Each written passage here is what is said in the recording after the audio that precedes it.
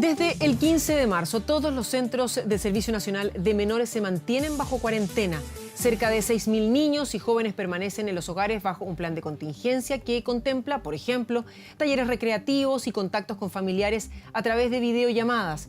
Si bien algunos destacan estas medidas, otros cuestionan el rol del Estado y si realmente se están respetando los derechos fundamentales de los menores. Bueno, justamente es lo que queremos profundizar en esta mirada, en esta mañana, junto a Patricia Muñoz, defensora de la niñez. Muchas gracias por recibirnos. Entendemos también en cuarentena y revisando lo que ocurre con los niños. Hemos hablado de la violencia contra las mujeres, hemos hablado de la situación de los menores y en este caso en los centros del Sename. ¿Se están cumpliendo estos protocolos que se implementaron o no según la información que usted tiene?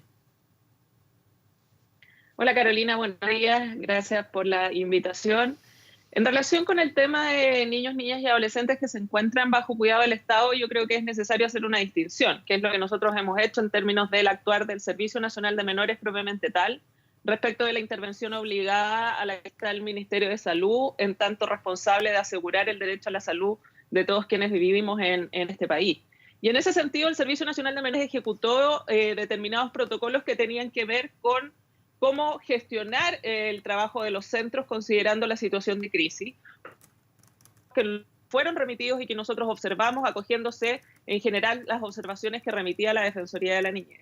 Pero nuestra crítica pasa por la falta de atención debida de parte del Ministerio de Salud a la situación que viven en estas residencias y en los centros privativos de libertad niños, niñas y adolescentes, y que la entrega a tiempo oportuna de aquellos insumos que permiten prevenir el contagio. Porque efectivamente se han adoptado decisiones que tienen que ver como la cuarentena o el cierre de las residencias. Pero lo que conocemos y nos consta es que estas residencias siguen siendo visitadas por distintas personas y por lo tanto desde ahí tampoco ha sido tan estricto ese control en el sentido de quienes pueden acceder. Y además tenemos antecedentes e información de funcionarios que están contagiados y que se encuentran en cuarentena, razón por la cual evidentemente ya estamos expuestos a la posibilidad cierta y real de que los niños se contagien. Y si se hubiesen entregado a tiempo mecanismos eficientes de protección, además de todo lo que tiene que ver con la información debida para los propios niños, niñas y adolescentes de qué es el COVID, cómo hay que cuidarse, cómo lavarse las manos, de qué manera articular entonces los mecanismos de prevención. Y esas condiciones obviamente hubiésemos estado en un mejor escenario que habida cuenta de que ya llevamos más de un mes de esta situación de crisis. Ahora, justamente y tomar el ejemplo de este centro, CREAT en Chihuayante, Capullo, donde ya hay un funcionario que entiendo está contagiado, hay otros tantos que están en cuarentena, 12 o así. Estos niños en ese centro se mantienen todavía ahí. Este centro fue cerrado, se sacaron a los niños, se les está haciendo constantemente monitoreo de sintomatología o incluso el examen para ver si ellos también pueden ser positivos. Hay algunos casos de niños que están a la espera de la determinación del examen, efectivamente. No todos los niños de la residencia. No se ha cerrado la residencia, sigue funcionando. Tampoco se ha aislado efectivamente a niños o sacados de ese lugar para trasladarlos a otro. Y eso da cuenta de que efectivamente, en definitiva, cada residencia está articulando, conforme bien entiende, y directrices de parte del Servicio Nacional de Menores, ciertas acciones. Pero acá, vuelvo a insistir, el punto es lo que dice relación con el tema sanitario, responsabilidad del Sename. Es de responsabilidad del Ministerio de Salud, quien debe proveer al Servicio Nacional de Menores, no solo a los niños, niñas y adolescentes que están bajo su cuidado, sino que también a los funcionarios que trabajan para esa institución, de todos aquellos elementos y conocimiento suficiente para abordar esta situación de crisis, y ciertamente aquello, desde la información que nosotros tenemos, que ha sido entregada por el propio servicio en un contexto del trabajo colaborativo que nosotros desarrollamos, no se ha producido, y eso resulta de la máxima gravedad. Porque Carolina, yo lo he dicho y lo he reiterado y lo seguiré reiterando. Los niños, niñas y adolescentes bajo cuidado del Estado son de exclusiva y privativa responsabilidad de quien sea que esté gobernando el Estado de Chile. Y por lo tanto, desde ahí no hay ninguna excusa ni ninguna justificación que permita dejar al final o no priorizar a estos niños para efectos de la intervención estatal de manera debida, cosa que acá ciertamente no se ha hecho. Y justamente estos 3 menores que escaparon, entiendo, durante el domingo de justamente este centro, el CREAT Capullo de Chiguayante, ¿se tiene información respecto de su paradero? ¿Se sabe si llegó? Porque hasta lo que sé, ellos estaban, y se justificó, digamos, que ellos se habían escapado porque querían saber cómo estaban sus familias, con lo cual asumimos que no había habido contacto con ellos, por un lado. Por otro, la directora regional de el Sename dice que estos niños no estaban viviendo en ese centro donde se generó el contagio y donde hay algunos que ya no están aislados. No es la información que yo tengo desde la Dirección Nacional, muy por el contrario, que son adolescentes que efectivamente residían ahí. 5 manifestaron su intención de salir del hogar por el temor a ser contagiados, porque eso es lo que yo explico en relación a la falta de información, ¿no es cierto? Todo lo que genera en términos de la angustia, de la ansiedad que se provoca con estos niños, niñas y adolescentes, que se agudiza aún más en esta situación que ellos se encuentran y que no ha sido abordada debidamente en términos también con niñas abrigadas.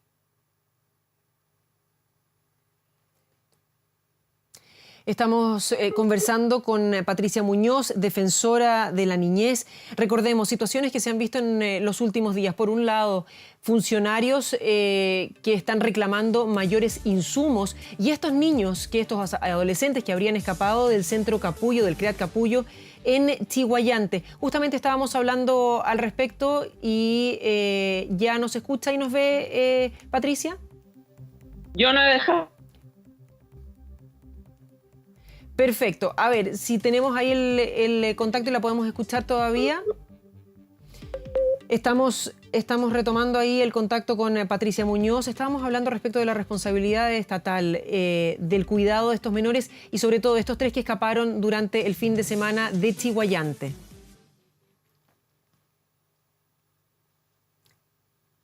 Ahí la tenemos en contacto nuevamente, Patricia. Ah, perfecto. Sí, ¿me escucha? Perfecto, claro. Ya, ok. Lo que explicaba es que estas 3 adolescentes efectivamente están en el proceso de búsqueda para poder determinar su ubicación y de esa manera articular los mecanismos que, conforme a lo que determina el Tribunal de Familia, debieran arbitrarse para protegerles, ¿no?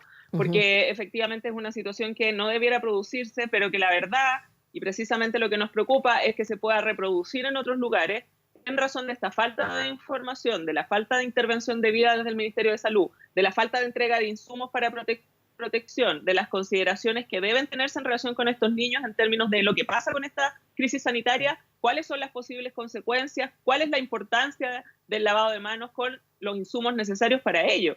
Pero efectivamente, si no tienen esas condiciones para realizar mecanismos de prevención, obviamente las posibilidades de que ellos se sientan angustiados, preocupados, asustados, se incrementan, teniendo consecuencias muy negativas para su salud mental y también muy negativas como lo que puede implicar, por ejemplo, huir de los lugares en los que se encuentran. Claro que sí. ¿Está clara la trazabilidad de este funcionario que resultó positivo para COVID-19 en función de tratar de determinar, además de quienes estaban en el mismo centro, con quién más tuvo contacto para poder ver si es que habría nuevos contagios?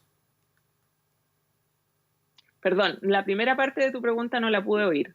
Respecto de la trazabilidad de este funcionario contagiado en el centro de Chiguayante. Sí, efectivamente la información que nosotros tenemos es que en relación con este funcionario se ha determinado por la Seremi de Salud la cuarentena de 15 funcionarios más, razón por la cual obviamente eso demanda también de lograr que personas vayan a desempeñar las funciones que estos 15 funcionarios que están en cuarentena no van a poder desarrollar. Situación que redunda también en otro ámbito crítico respecto de la situación de las residencias, si es que los contagios se generan y se reproducen en otros lugares. Y también se ha producido la situación de, como les comentaba, la evaluación de algunos de los niños del centro para determinar si es que tienen o no el contagio, y de esa manera lo que esperamos nosotros es que se produzcan aquellos mecanismos de intervención adecuados para custodiar y velar por su salud, porque ciertamente volvemos al punto de que estos niños deben ser prioritarios para la intervención sanitaria en razón de la obligación exclusiva y privativa que tiene el gobierno de Chile de su protección. Absolutamente. Entiendo que durante, no sé si esta semana o ya la próxima, se les va a sumar en lo que son las mesas sociales de COVID-19. ¿Cuál es la respuesta que han tenido por parte del gobierno? A ver, en relación con eso, yo había solicitado hace más de 2 semanas al ministro Blumel más que incorporarnos nosotros a la mesa, lo que yo había pedido es que al menos una o más sesiones de la mesa social COVID se hicieran para reunir a todos los actores responsables de intervenir directamente en la situación de niños, niñas y adolescentes que viven en Chile, en términos generales. Por cierto, partiendo con la urgencia que ameritan aquellos que están bajo cuidado del Estado, pero también en términos generales. Acá hay un tema relacionado con la educación, con la situación de estrés a la que están sometidos muchos niños en relación con esto, donde seguimos poniendo el foco, parece, algunos colegios, en lo que tiene que ver con la educación y no con la salud mental y emocional de los niños. Y, en fin, un sinnúmero de ámbitos en los cuales los niños están siendo afectados por la crisis. Y justamente...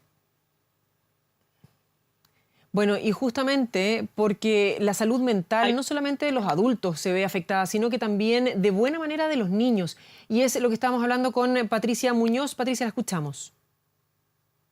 Sí, sí. Lo que decía es que entonces la solicitud tenía que ver con eso y recién el día de ayer el jefe de gabinete del ministro me ha confirmado que se va a hacer una sesión la semana próxima a la que nosotros vamos a... queremos todas las situaciones que de verdad son relevantes respecto de niños, niñas y adolescentes, porque lo que no es posible es que siga este país invisibilizando a este grupo de la población sin hacerse cargo desde el punto de vista gubernamental de manera clara, concreta y contundente de aquellas necesidades que estos niños, niñas y adolescentes, insisto, sin exclusión alguna, sin discriminación alguna, tienen en relación con el deber del Estado de responderles debidamente al aseguramiento de sus derechos. Ahora, justamente, ¿qué pasa con los niños que están en sus casas, pero que están sufriendo de violencia verbal durante este tiempo, producto de no necesariamente una irresponsabilidad clara por parte de los padres, sino que también en función de la fuerte presión que tienen ellos por tratar de trabajar, por tratar de hacer las clases, lo que usted bien mencionaba antes, las exigencias académicas? ¿Qué pasa con esos menores? Bueno, nosotros nos hemos preocupado de tratar de difundir información que se relacione con la necesidad de, obviamente, si sabemos de algún caso donde algún niño, niña o adolescente está siendo víctima de hechos de violencia, se produzca la denuncia, porque es la única manera que tenemos como Estado de Derecho para poder abordar esa situación y brindarle protección.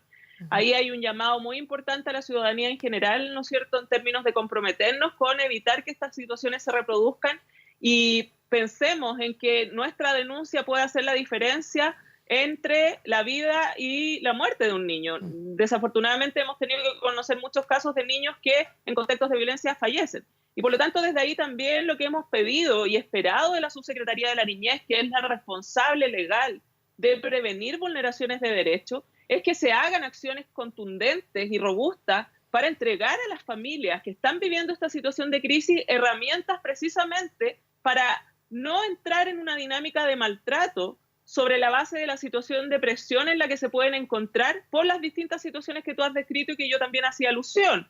El tema laboral principalmente, que es una situación muy compleja, ¿no es cierto? Y cómo entonces se les apoya desde esa Subsecretaría de la Niñez, que es justo la responsable legal de esta materia, para proteger a los niños. Acá la prevención es fundamental, porque cuando hablamos de denuncia, ya hablamos de un hecho que ocurrió, ya hablamos de un niño que ha sido violentado, que ha sido agredido. Y por lo tanto, el énfasis del Estado debe estar en la ejecución de acciones que son obligadas para esta institución que nació, así como la Defensoría de la Niñez, con un rol específico, concreto y determinado en el ámbito de la prevención, y que ojalá que logra desarrollar sus acciones y funciones con la profundidad y rigor que se requiere. Lo cierto es que nosotros como Defensoría probablemente ni siquiera tendríamos que intervenir, porque los derechos de los niños estarían suficientemente cautelados. Desafortunadamente hoy día no es lo que vemos, y por lo tanto desde ahí también hay un llamado de atención muy serio a cómo se están interviniendo debidamente en términos concretos y a nivel transversal, porque esto es un tema nacional, con todas las familias que requieren de herramientas necesarias para poder atender debidamente a los niños sin entrar en dinámicas de maltrato y de violencia, que también es un hecho de la causa que ha sido estudiado en otros países, se incrementa en la situación de crisis que han estado viviendo. Lamentablemente es un número que también va al alza. Patricia Muñoz, defensora de la niñez, muchísimas gracias por este contacto. Muy buenos días. Gracias a ustedes, buenos días. Buenos días.